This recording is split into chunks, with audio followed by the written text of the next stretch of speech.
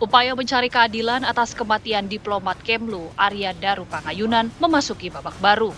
Selasa siang, istri almarhum bersama kuasa hukum menghadiri audiensi dengan Komisi 13 DPR RI di Kompleks Parlemen Senayan. Misteri kematian Arya Daru masih menjadi tanda tanya besar. Sejak awal, sang istri menolak anggapan bunuh diri dan berharap Presiden Prabowo hingga Kapolri turun tangan mengungkap kasus ini. Keluarga juga mengaku mendapat beberapa teror pasca Arya Daru meninggal.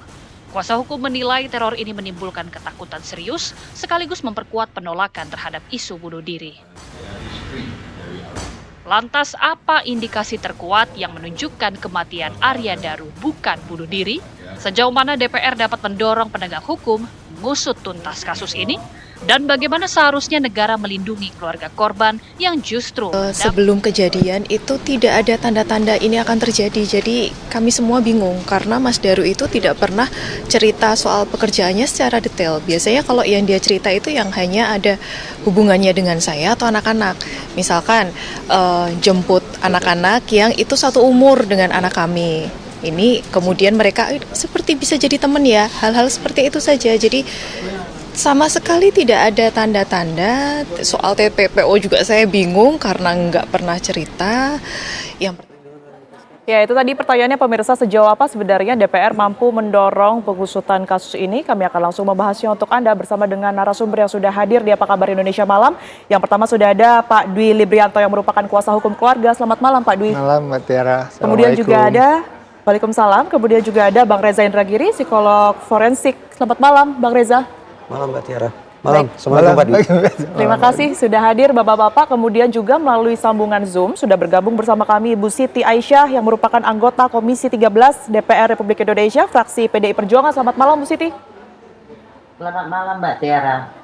Baik, saya izin ke Bu Siti terlebih dahulu. Silakan, Bu Siti, RDP tadi sudah dilakukan kurang lebih informasinya selama 2,5 jam begitu ya. Langkah awal DPR untuk merespon apa yang sudah disampaikan pihak keluarga Arya Daru ini seperti apa Bu Siti? Pertama-tama kami mengucapkan bela sungkawa terhadap keluarga Arya Daru. Terus dari mendengar yang sudah di RDP-kan, maka Komisi 13 mempunyai kesimpulan. Pertama, Komisi 13 DPR RI setelah menerima dan mendengar penjelasan dari kuasa hukum, terdapat perbedaan pendapat dari berbagai pihak atas kasus kematian Arya Daru Pangayunan, sehingga kematian ini dianggap sangat misterius dan terindikasi adanya pelanggaran hak asasi manusia. Kedua, Komisi 13 DPR RI mencatat adanya kontradiksi serius antara hasil penyelidikan resmi Polda Metro Jaya yang menyimpulkan tidak ada tindak pidana dengan berbagai fakta lapangan dan temuan keluarga dan kuasa hukum yang masih menyisakan kejanggalan.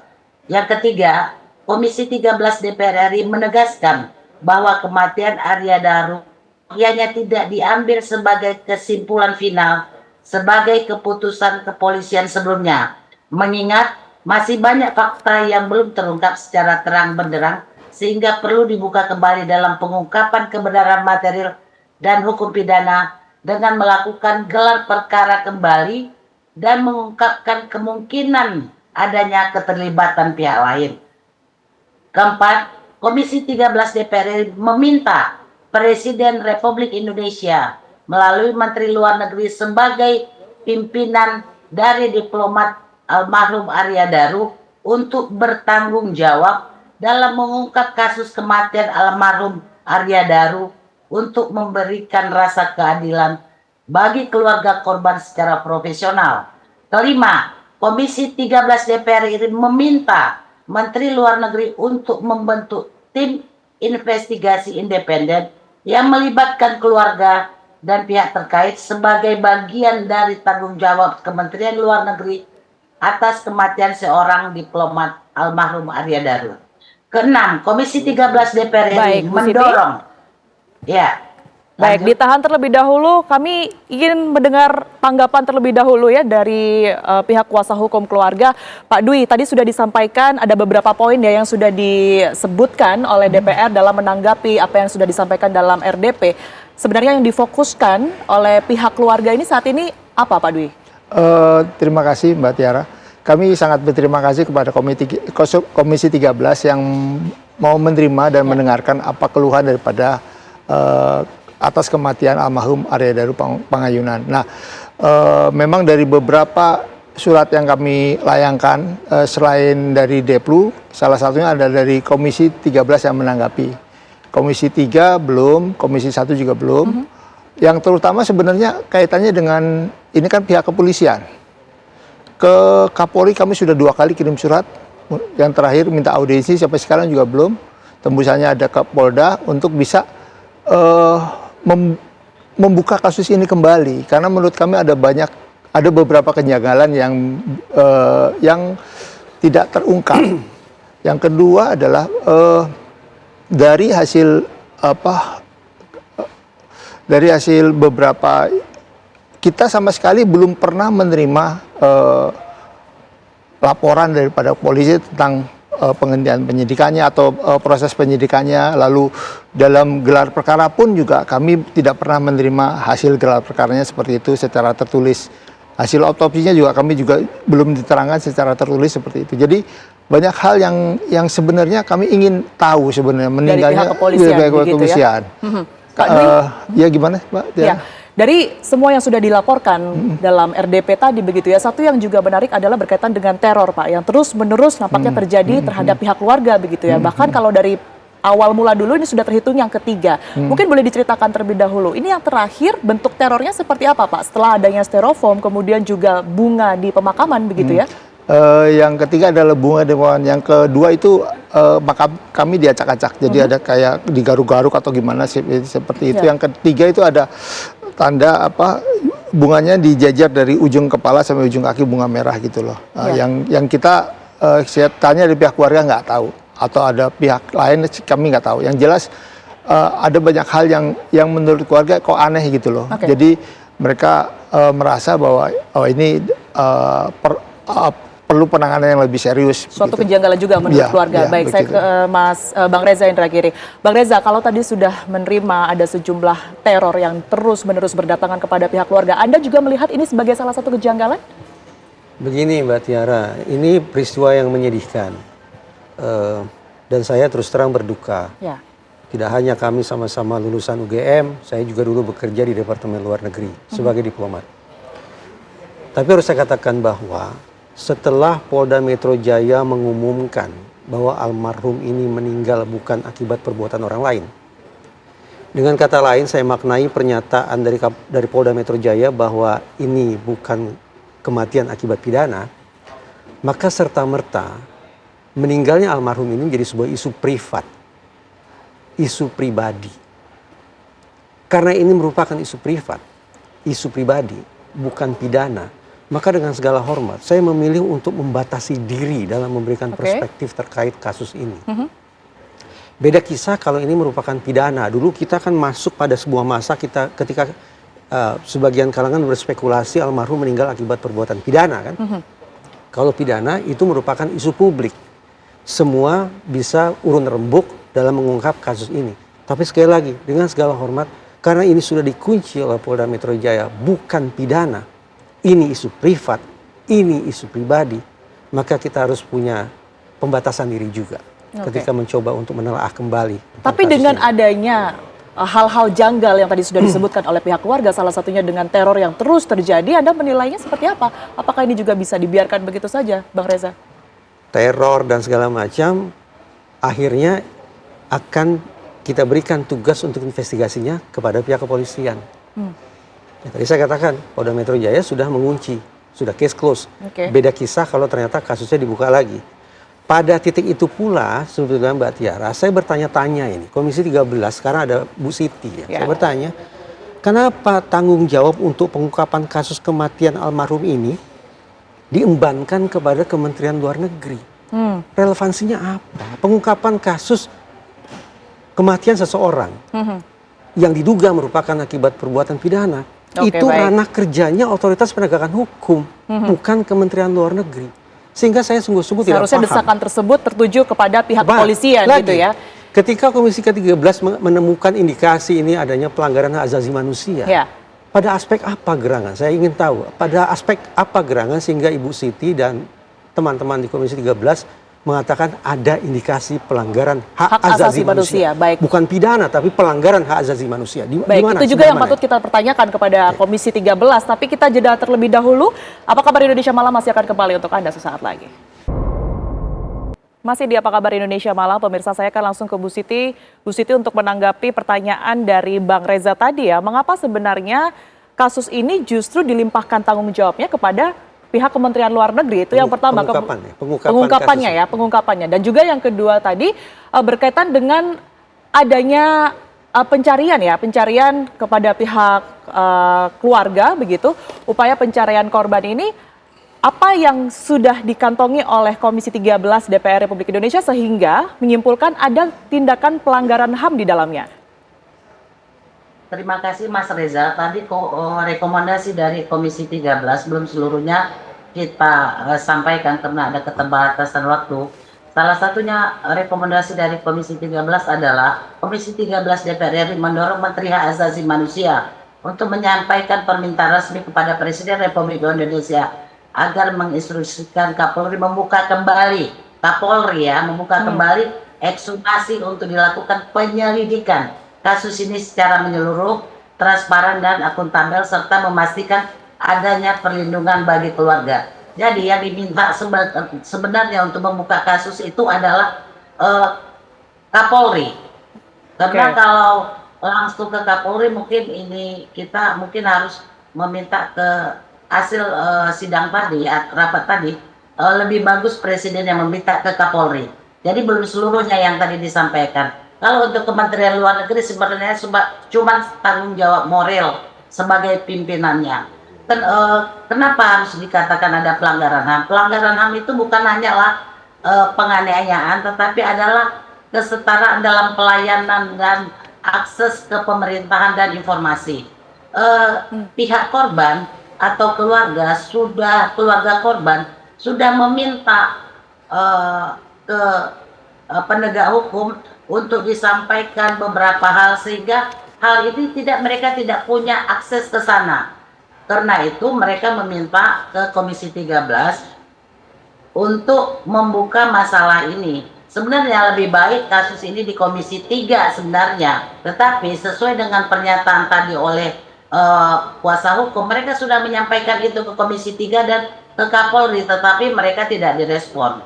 Baik, Bu Siti. Jadi karena itu kita Komisi 13 coba mendorong untuk ini dibuka kembali. Baik, Bu Siti. Di dalam penyelidikannya. Terima kasih. Ya, respon Anda Pak Dwi berkaitan dengan apa yang sudah ataupun juga akan dilakukan oleh Komisi 13 ya? Benar, selama ini kami sudah bersurat kepada Komisi 3, bahkan kami sudah ketemu langsung kepada Ketua Komisi 3 untuk menjadwalkan untuk RDP, tapi sampai sekarang waktunya belum ada. Juga Komisi 1 juga kami sudah... Artinya sudah ada respon, tapi tinggal nyari waktunya aja? Ada waktunya, ke Komisi 1 juga sudah kami layangkan surat. Karena yang terutama kan dari pihak Polri, sampai sekarang kan kami sudah bersurat kepada instansi tersebut, sampai sekarang juga kami belum dapat respon. Baik. Karena memang masuknya kami juga di akhir, kami kan masuk baru tanggal 23 Agustus, Baik. jadi sebulan lebih setelah kejadian. Jadi kami mencoba menata ulang lagi begitu. Ya Pak Dwi, tapi menarik ya, beberapa waktu yang lalu pihak keluarga atau istri dari almarhum Arya Daru ini kan konferensi pers dan juga menceritakan kedekatannya dengan almarhum tentunya. Salah satu yang juga disebutkan di situ adalah bagaimana kemudian teror-teror tersebut ini terus terjadi begitu. Nah sebenarnya kalau dilihat secara keseluruhan, apa yang sudah dicurigai oleh pihak keluarga dengan adanya hal-hal yang terjadi? Kami dari pihak penasihat hukum hanya melihat beberapa indikasi-indikasi yang muncul gitu loh.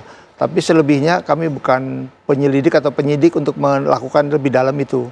Jadi misalnya kayak styrofoam yang di awal itu di awal tanggal 9 sehari setelah almarhum dimakamkan itu muncul. Ya, itu sudah disampaikan ke pihak Polri, harusnya lebih lanjut didalami gitu loh. Sampai sekarang waktu pada saat konversi pers tanggal 28 itu belum tidak ditanggapi sama sekali. Jadi beberapa indikasi ini bahkan terus muncul kuburannya yang diacak-acak dan sebagainya itu sampai sekarang juga belum ada ininya. Baik, Mbak Pita pada saat itu juga mengatakan Pak Dwi jangan sampai ada framing negatif begitu. Framing negatif itu yang dimaksudkan hanya mengarah pada penolakan keluarga atas dugaan bunuh diri yang kemudian disebutkan oleh pihak kepolisian atau ada makna lainnya sebenarnya? Salah satu adalah framing negatif adalah bunuh diri yang paling utama itu karena itu yang membuat pukulan terhadap terutama istrinya ya, bahwa selama ini bahkan istrinya kan sudah kenal dengan Arya Daru sejak SD kan. Mereka sudah bersama terus selama hidupnya dan bahkan terakhir meninggal dengan tragis seperti itu yang membuat pukulan benar. Jadi frame negatifnya seperti itu. Saya izin konfirmasi bukan berkaitan dengan hal-hal orang ketiga, mohon maaf sebelumnya yang sempat beredar? Bukan. Ya, kalaupun ada orang ketiga juga kita tahu sampai sekarang kan belum bisa dibuktikan. Kalau misalnya ada chat dan sebagainya, kita kan katanya HP-nya hilang. Nah, kita juga mau tahu juga dari pihak Polda, kan kemarin sudah ditutup bahwa ini privasi. Kan agak susah juga. Privasi kita mau masuknya gimana dan kita minta apa itu melalui surat juga belum dijawab sampai Saya sekarang. boleh bertanya Pak Dwi, Pak? Silakan, Bang Reza. Tanpa maksud saya untuk membuka kesedihan keluarga, mobil khusus istri almarhum. Pertanyaan saya begini, apa gerangan yang membuat Mbak Pita malam itu pada jam ketika orang secara umum berada dalam kondisi istirahat atau tidur, tapi Mbak Pita memilih untuk berulang kali meminta petugas kos untuk mengecek kamar. Ada kekhawatiran sampai kemudian memberikan lampu hijau kalau saya tidak salah untuk kemudian membuka paksa pintu ataupun jendela. Silakan, ada situasi luar biasa apa Pak yang dirasakan atau ditafsirkan oleh Mbak Pita pada malam itu? Pada malam itu kondisi almarhum tidak begitu baik karena memang GERD-nya itu kambuh. Itu satu. Yang kedua, kalau saya baca catnya suami istri itu antara Pita dengan almarhum itu begitu panjangnya Pak. Bahkan benar-benar setiap menit mereka cat terus. Itu banyak saya sempat menyalin sampai sekitar 9-10 lembar itu catnya mereka. Dan isi cat yang panjang itulah yang membuat Mbak Pita mendesak petugas kos untuk membuka kamar. Karena selama ini nggak pernah Arya Daru itu meninggalkan HP-nya dan tidak pernah menjawab. Selalu menjawab. Isi chat itu sesuatu yang luar biasa. Tidak. Biasa-biasa saja. Berarti, maaf kata. Oke, saya ke Bang Reza. Dari pertanyaan yang kemudian diajukan, ada simpulan tersendiri yang mungkin sudah Anda lihat dari saya tidak tahu. Justru kasus ini, Bang Reza. Dengan segala hormat, saya membayangkan meminta petugas atau penjaga kos untuk membuka jendela dan pintu secara paksa. Awalnya saya sangka karena ada tanda-tanda situasi yang abnormal. Entah itu kejahatan atau sejenisnya. Tapi ternyata Pak Dwi mengatakan permintaan untuk membuka paksa jendela atau pintu itu tidak ada sangkut pautnya dengan kekhawatiran sudah terjadi perbuatan pidana terhadap sang suami. Itu satu. Dan yang kedua, komunikasi yang panjang via WhatsApp juga beliau katakan bukanlah komunikasi yang mengindikasikan ada sesuatu yang luar biasa atau konflik hebat. Artinya semua terjadi biasa-biasa saja. Ternyata biasa-biasa saja. Betul. Hanya bagaimana kekhawatiran seorang istri sewajarnya kepada suaminya yang tengah sakit pada saat itu. Nah, Bang Reza, dari awal sampai akhir seluruh, saya percaya Anda pasti mengikuti juga kasusnya, fakta-fakta yang kemudian ini juga muncul ke publik. Ada tidak yang biasanya dilakukan pada seseorang yang bunuh diri tapi tidak ada dalam kasus ini? Saya tidak paham pertanyaan. Artinya setiap kasus bunuh diri begitu ya selalu ada clue atau benang merah yang biasanya menjadi indikasi ataupun selalu dilakukan tapi tidak ada dalam kasus Arya Daru, Bang. Begini, kalau saya menggunakan pendekatan IPAD. Berarti saya akan melakukan profiling dengan mengecek pertama kali I dulu, IDS. Ada tidak narasi-narasi, perbincangan, perkataan, komunikasi atau sejenisnya yang mengindikasikan bahwa almarhum berkeinginan untuk menghabisi dirinya sendiri. Itu I, IDS. Kalau ada, berlanjut ke kemungkinan P, plan. Apa rencana atau serangkaian langkah yang sudah dilakukan oleh almarhum yang lagi-lagi memperkuat kesan paling tidak bahwa almarhum sudah punya rencana konkret untuk merealisasikan isi kepalanya, yaitu menghabisi dirinya. Kalau ada P, plan itu ada, lanjut ke yang ketiga. A, action. Apakah action atau langkah yang dia ambil sinkron tidak dengan plannya? Misalnya, plannya ada orang yang kemudian membeli tali dan segala macam. Lalu A atau actionnya adalah dia gantung diri, berarti kan sinkron. Nah, dan berlanjut yang terakhir, D, death, betul-betul berujung pada kematian atau tidak. Kalau 4 unsur ini, I, P, A, D ini terpenuhi, maka secara metodologis kita punya alasan yang memadai untuk menyimpulkan seseorang meninggal akibat bunuh diri. Tapi kalau 4 unsur tadi tidak terpenuhi, atau terpenuhi tapi rapuh karena datanya tidak memadai, maka kita harus mengecek ulang.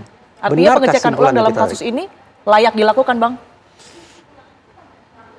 Otoritas kepolisian sayang beribu sayang sudah menguncinya dan yakin bahwa ini meninggal bukan akibat pidana. Baik, saya ke Bu Siti. Bu Siti tadi Anda mengatakan bahwasannya kasus ini tadi mengandung pelanggaran HAM begitu ya, ada indikasi ke sana. Nah, sebenarnya bukti-bukti apa sajakah dan kemudian siapa yang nantinya akan dilibatkan oleh Komisi 13 untuk mengusut ini? Tapi dijawab usai jeda, Bu Siti. Kami akan kembali untuk Anda. Jadi nggak ada, Pak. Nggak ada indikasi. Saya akan langsung ke Bu Siti. Bu Siti, tadi Anda membaca bahwa Komisi 13 ini membaca ada dugaan pelanggaran HAM begitu ya. Siapa yang nantinya akan dilibatkan, Bu Siti? Kita udah minta mendorong oleh Presiden kepada Kapolri untuk memeriksa dan Komnas HAM juga ikut mengawal dalam kasus ini. Kami intinya dari Komisi 13 tidak pernah menyatakan bahwa ini ada pembunuhan atau bunuh diri, tidak. Tetapi hak keluarga korban yang tidak menerima secara sesuai dengan ketentuan bahwa mereka tidak diikutkan dalam gelar perkara, tidak menerima hasil otopsi, perkembangan hasil penyelidikan juga mereka tidak terima. Terus alat-alat itu dari laporan yang kita terima dari RDP tadi, bahwa keluarga juga menyatakan ada bukti-bukti atau alat bukti yang tidak sinkron. Misalnya ketika korban itu atau yang meninggal almarhum itu, dia meninggal pakai plastik langsung dilakban, tetapi lakban yang menjadi alat bukti bukanlah lakban itu, tetapi lakban lain yang dibawakan. Jadi pelanggaran HAM itu adalah juga kesetaraan dalam hukum dan mendapat informasi yang layak. Terima kasih. Pak Dwi? Ya, benar apa yang dikatakan Ibu Siti bahwa misalnya tadi juga dalam gelar perkara yang awal dilakukan adalah misalnya ada, mohon maaf, ada alat kontrasepsi. Itu punyanya Vita, punyanya istri dan itu sudah tadi dijelaskan bahwa beberapa alat misalnya pakaian-pakaian wanita ya itu miliknya Vita karena dia sering nginap di kosannya itu gitu loh. Terus lakbannya juga lakban yang dari rumah, kan ada 2 lakban. Yang lakban yang dipakai Badarudin, yang lakban yang dipakai yang di rumah itu yang diambil diserahkan kepada pihak. Nah, itu yang ditampilkan. Sendal kayak sendal jepitnya juga itu sendal jepitnya istrinya bukan sendal jepit pihak lain. Itu seperti hal seperti itu yang begitu, Mbak. Oke, baik. Bang Reza, kalau kita lihat dari apa yang sudah dialami oleh pihak keluarga, kemudian juga informasi yang beredar, ini pernah juga mengerucut pada dugaan ini adalah sebuah pembunuhan yang kaitannya dengan sensitivitas tugas dari Arya Daru tersendiri. Anda melihatnya bagaimana? Kemungkinan itu ada, tetapi persoalannya untuk memastikan apakah itu atau bukan, dengan kata lain apakah ini pidana atau bukan, apakah ini pembunuhan atau bukan, dibutuhkan adanya bukti langsung, direct evidence, dengan segala hormat. Ketika tadi Pak Dwi mengatakan makam dirusak, diacak-acak, lalu beliau tafsirkan itu sebagai teror, oke lah, anggaplah demikian. Tapi sayangnya itu bukan merupakan direct evidence. Itu circumstantial evidence. Maksimal seperti itu. Maksimal itu sebatas circumstantial evidence. Bukti tidak langsung. bukti petunjuk, bukti situasi yang bisa saja kemudian ditafsirkan atau dimaknai sebagai ini jangan-jangan, ini jangan-jangan. Nah, sudah barang tentu otoritas penegakan hukum tidak bisa bekerja dengan mengandalkan circumstantial evidence. Yang harus diperoleh adalah direct evidence. Permasalahannya ini dia. Sayang beribu sayang, dalam sistem penegakan hukum kita, fairness itu tidak ada ketika kita bicara tentang akses ke barang bukti. Pengujian terhadap barang bukti, uji saintifik dan seterusnya, itu merupakan wilayah yang sepenuhnya dikuasai oleh penyidik. Penyidik yang saya maksud adalah pihak kepolisian. Apakah pihak seberang, misalnya keluarga korban punya akses, saya sebut sebagai korban dalam konteks kekeluargaan ya, bukan korban dalam pengertian pidana. Apakah keluarga almarhum memiliki akses terhadap barang bukti?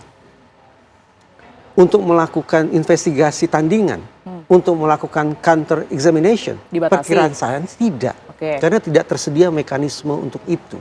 Ini yang tadi saya katakan, persoalan pokok utamanya adalah pada tidak adanya fairness terkait akses ke barang bukti. Itu pula yang menjadi alasan bagi saya untuk lagi-lagi mempersoalkan butir demi butir yang ada dalam simpulan Komisi 13 DPR RI. Komisi 13 DPR RI meminta Menlu untuk membentuk tim investigasi independen. Tidak ada salahnya dong seharusnya. Sebagai sebuah saran silakan saja. Tapi cukup mafhumkah Komisi 13 bahwa sekali lagi akses ke barang bukti yang sudah barang tentu dibutuhkan untuk investigasi independen itu adanya di penyidik. Dan tidak ada salahnya pula ketika kita berbicara mengenai kemungkinan lain, Bang Reza. Kalau sekalipun pihak kepolisian juga sudah pernah memiliki kesimpulan sendiri. Kemungkinan memang iya. Karena itu kalau di barat ya, contoh dalam kasus meninggalnya kasus pidana O.J. Simpson, olahragawan. Dia didakwa membunuh istrinya.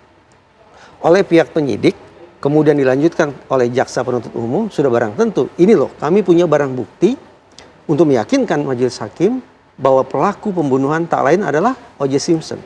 Tapi hebatnya dalam sistem persidangan di Amerika Serikat apa? Tim penasihat hukum terdakwa punya akses ke barang bukti untuk melakukan cross examination. Sehingga pada akhirnya di ruang sidang yang mulia itu disodorkan dua simpulan. Simpulan ilmiah versi penyidik dan simpulan ilmiah versi tim penasihat hukum. Disodorkan ke hakim.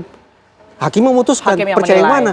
Boleh percaya, boleh tidak. Dalam kasus itu hakim lebih teryakinkan oleh hasil eksaminasi oleh tim penasihat hukum terdakwa. Sehingga O.J. Simpson putusannya bebas. Baik. Saya ke Bu Siti. Bu Siti, kalaupun nanti ada desakan dari pihak keluarga dan juga publik tentunya untuk meminta Komisi 13 memanggil pihak kepolisian mendesak dibukanya penyidikan baru, begitu ya. Apakah ini juga bisa dilakukan oleh Komisi 13? Kita cuma bisa mendorong karena itu bukanlah mitra Komisi 13, tetapi kita coba mendorong agar ini bisa diselesaikan dengan seterang-terangnya. Saya terima kasih sama Pak Reza dengan adanya di luar negeri bahwa ada akses keluarga korban ke alat bukti. Ini mungkin bisa dimasukkan ke KUHP yang revisi. Itu saya mungkin akan mengusulkan Pak Reza juga dipanggil sebagai narasumber dalam penyusunan KUHP yang baru. Terima kasih Pak Reza. Baik Bu Siti, jadi kami sudah mendengar sama-sama tadi poin-poin yang Anda sampaikan di awal, tapi sebenarnya ingin diberikan gambaran juga sejauh apa DPR ataupun juga dalam hal ini Komisi 13 akan mendorong pengusutan kasus ini, Bu Siti? Batasannya? Untuk eksekusi sebenarnya tetap di Kapolri. Kita sebagai DPR RI cuman tindakan pengawasan dan rekomendasi. Masalah rekomendasi ini dilaksanakan itu kita harus tetap mengawasinya. Oke, baik. Terima kasih Bu Siti atas waktu Anda, kemudian juga Bang Reza, Pak Dwi. Tentu kita harapkan dari hari ke hari untuk pihak keluarga ini mendapat keadilan begitu ya bagi almarhum. Terima kasih sekali lagi. Dan pemirsa, Apa Kabar Indonesia malam masih akan kembali ke hadapan Anda usai jeda berikut ini.